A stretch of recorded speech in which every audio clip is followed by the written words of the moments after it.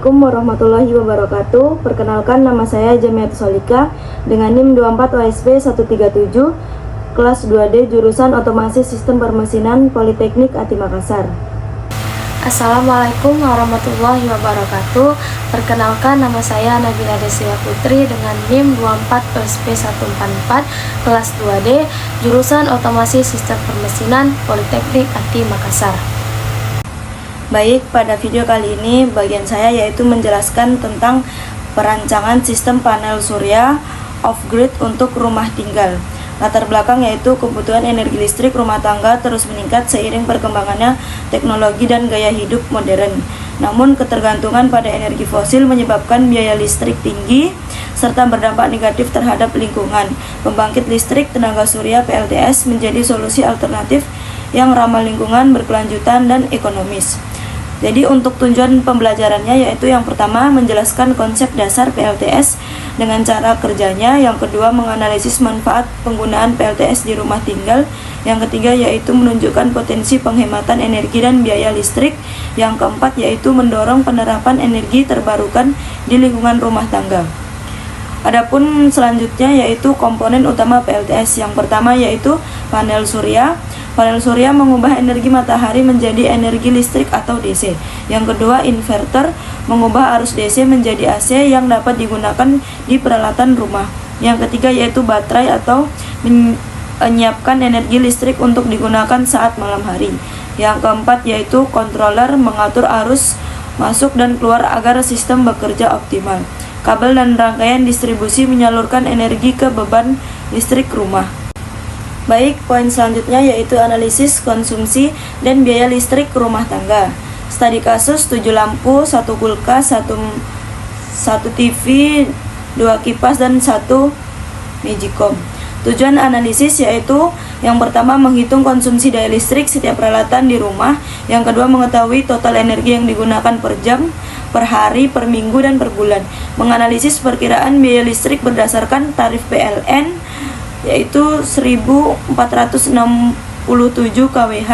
Yang keempat yaitu memberikan gambaran efisiensi energi dan potensi penghematan. Poin selanjutnya yaitu asumsi dasar perhitungan tarif listrik PLN. Yang pertama yaitu 1467 kWh untuk rumah tangga non subsidi. Yang kedua yaitu 1 bulan 30 hari, 1 minggu 7 hari.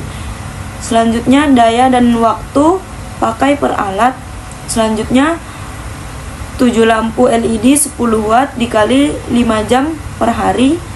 Kulkas 150 watt dusi cycle 33% dikali 24 jam per hari. Mesin cuci 400 watt kali 1 jam per hari. TV 100 watt kali 4 jam per hari. 2 kipas angin 50 watt kali 8 jam per hari. Magicom 400 watt kali 1 jam per hari. Poin selanjutnya yaitu hasil perhitungan energi KWH. Perhitungan energi berdasarkan konversi daya W ke energi KWH. Lampu 0,07 0 kWh per jam, 0,350 kWh per hari, 10,50 kWh per bulan. Untuk kulkas 0,0495 kWh per jam, 1188 kWh per hari, 35,64 kWh per bulan. Mesin cuci 0,400 kWh per hari, 12,00 kWh per bulan. TV 0,400 kWh per hari, 12 kWh per bulan. 2 kipas 0,800 kWh per hari, 24,00 kWh per hari. Magicom 0,400 kWh per hari, 12 kWh per bulan. Energi total 3.538 kWh per hari, 1.614 kWh per bulan.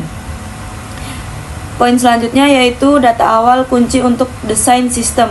Audit beban listrik menghitung total kebutuhan energi harian berdasarkan semua peralatan listrik yang digunakan.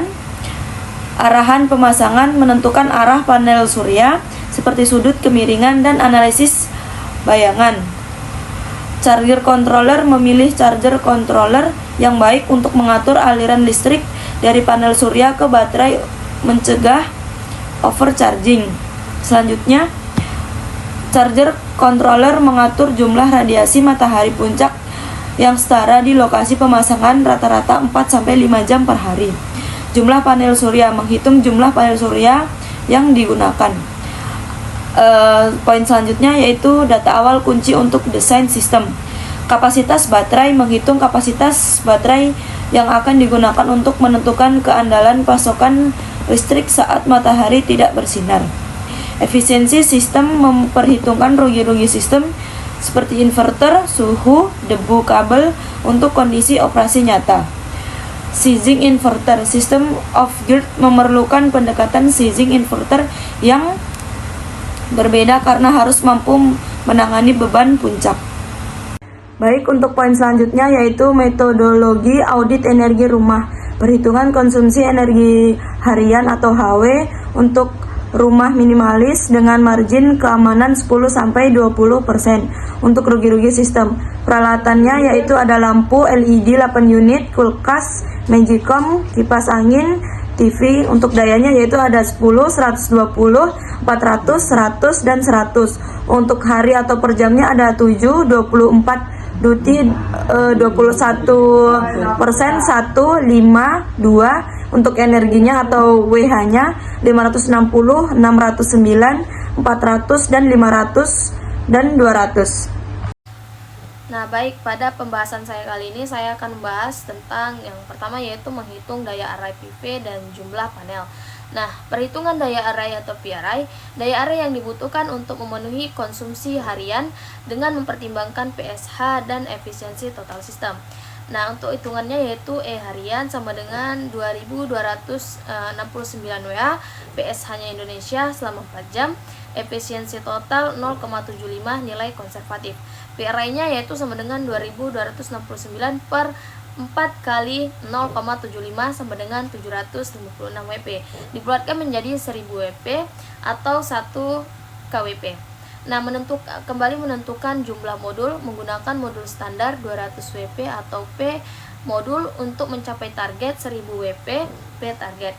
Nah, untuk jumlah modul yaitu sama dengan 1000 WP per 200 WP sama dengan 5 panel surya. Yang kedua yaitu saya akan membahas tentang menghitung daya array PV dan jumlah panel. Ya, definisinya yaitu peak sun hour PSH adalah istilah yang menyatakan jumlah jam per hari di mana intensitas radiasi matahari setara dengan intensitas maksimum atau 1000 W per M kuadrat. Rata-rata umum Indonesia, rata-rata PSH harian di Indonesia umumnya berkisar antara 4 hingga 5 jam per hari. Beberapa sumber menyebutkan rata-rata PSH adalah 4,8 jam. Implementasi PSH digunakan untuk menentukan kapasitas dan konfigurasi susunan panel surya yang dibutuhkan untuk mencapai produksi energi yang diinginkan. Nah, selanjutnya terdapat lagi faktor efisiensi dan rugi-rugi sistem PLT. Efisiensi total sistem atau ETA atau total sebesar 0,75 atau 75% digunakan untuk mengantisipasi kerugian daya dan di dunia nyata. Efisiensi inverter. Inverter mengubah daya DC ke AC dengan efisiensi tipikal 95%. Suhu atau temperature loss. Suhu tropis menurunkan efisiensi panel sekitar 0,4% per derajat Celcius di atas 25 derajat Celcius. Kotoran atau debu, soiling loss. Akumulasi debu dapat mengurangi output daya hingga 5-10%. Resistansi kabel, rugi-rugi resistansi pada kabel DC atau 1-3% diminimalkan dengan penampang kabel yang tepat. Nah, selanjutnya itu terdapat arah pemasangan panel surya yang optimal. Hambatan cahaya, pastikan tidak ada bayangan yang menghalangi panel, terutama antara jam 9 pagi hingga 3 sore. Sudut iklinasi ideal, sudut kemiringan 10 derajat sampai 15 derajat mempermudah pembersihan dan drainase air hujan. Arah pemasangan di dekat Khatulistiwa Indonesia, arah ideal adalah menghadap utara atau selatan untuk hasil optimal. Nah, yang selanjutnya terdapat chain controller. Pentingnya teknologi MPP. Chain controller mengatur aliran listrik dari panel ke baterai, mencegah overcharging dan memaksimalkan efisiensi. MPPT maximum power point tracking. MPPT 15-30% lebih efisien daripada PWM. Ini sangat penting untuk sistem lebih dari 200 WP atau di iklim berawan, memastikan pengembalian investasi terbaik. Pemilihan tegangan sistem DC. Yang pertama yaitu 12 volt untuk sistem sangat kecil, kurang dari 500 watt, dan 24 volt untuk sistem menengah 500 sampai 1500 watt. Terdapat lagi 48 volt pilihan optimal untuk sistem lebih dari 1 kW. Karena efisiensi tinggi, arus rendah, dan kabel lebih murah. Nah, selanjutnya saya akan menjelaskan analisis biaya listrik atau RP. Biaya listrik dihitung dengan rumus energi kWh kali tarif listrik, yaitu Rp 1467 kWh. Nah, yang pertama yaitu ada lampu. Lampu yaitu menggunakan 10,50 kWh per bulan dikali 1467 sama dengan 15.404. Yang kedua yaitu terdapat kulkas menggunakan 35,64 kW per bulan dikali 1467 sama dengan 52.284. Yang ketiga yaitu TV menggunakan 12,00 kW per bulan dikali 1467 sama dengan 17.604. Yang keempat yaitu terdapat dua kipas dengan menggunakan 24 kW per bulan dikali 1467 sama dengan 32.208. Yang kelima yaitu kami menggunakan Magicom dengan 12 kW per bulan dikali 1467 sama dengan 17.604. Nah, total konsumsi listrik di sini dijumlahkan yaitu 94,14 kWh per bulan. Total biaya listrik yang digunakan yaitu 138.104. Nah, selanjutnya ada analisis manfaat PLTS di rumah. Yang pertama yaitu hemat biaya listrik. Penggunaan PLTS dapat mengurangi tagihan listrik bulanan hingga 50-80%. Yang kedua, energi ramah lingkungan, tidak menghasilkan emisi karbon, membantu mengurangi pemanasan global. Yang ketiga, sumber energi mandiri, dapat beroperasi secara off-grid sehingga tetap mendapat pasokan listrik saat pemadaman. Yang keempat yaitu nilai investasi jangka panjang. Walau biaya awal tinggi, PLTS memiliki umur hingga 25 tahun dengan biaya perawatan rendah. Yang kelima yaitu mendukung program pemerintah sejalan dengan kebijakan energi terbarukan nasional. Nah, terdapat lagi analisis kelayakan dan efisiensi. Berdasarkan identitas matahari di Indonesia, 4-5,5 kW meter kubik per hari. PLTS sangat potensial digunakan di rumah tinggal.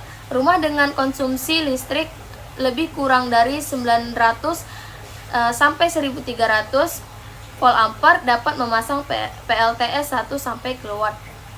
Biaya pemasangan sekitar 15 sampai 25 juta, dapat balik modal dalam 5 sampai 7 tahun. Efisiensi sistem tergantung pada orientasi panel, kondisi cuaca, dan kebersihan permukaan panel. Nah, selanjutnya terdapat lagi metodologi dan perhitungan sizing baterai. Sizing baterai adalah aspek paling kritis dalam sistem off-grid, menentukan keandalan pasokan listrik saat tidak ada matahari. Rumus kapasitas baterai. Hari otonomi, jumlah hari cadangan misalnya 2 hari. DOD, Depth of Discharge, persentase energi yang boleh dikeluarkan adalah LIF PO4 sama dengan 80% atau 0,8. Efisiensi round trip, kerugian saat pengisian atau pengosongan lift PO4 95% atau 0,95. Perhitungan akhir, C sama dengan 2269 watt kali 2 hari per 48 volt kali 0,8 kali 0,95. C sama dengan 4,538 per 36,48. 124 Rekomendasi pilih baterai 48 volt 150 Ah LiFePO4 untuk margin keamanan 21%. Nah, untuk pembahasan terakhir yaitu kami dapat menyimpulkan pembangkit listrik tenaga surya memberikan solusi efektif untuk menciptakan rumah yang hemat energi, ramah lingkungan, dan mandiri secara listrik dengan pemanfaatan energi matahari yang melimpah di Indonesia. PLTS sangat layak diterapkan sebagai sumber energi alternatif di rumah tinggal masa kini dan masa depan. Baik, sekian yang dapat saya dan teman saya sampaikan. Semoga materi yang kami jelaskan bisa bermanfaat untuk kita semua. Apabila ada salah kata dan salah penyampaian dari kami mohon maaf. Kami akhiri, wabillahi taufiq wal hidayah. Wassalamualaikum warahmatullahi wabarakatuh.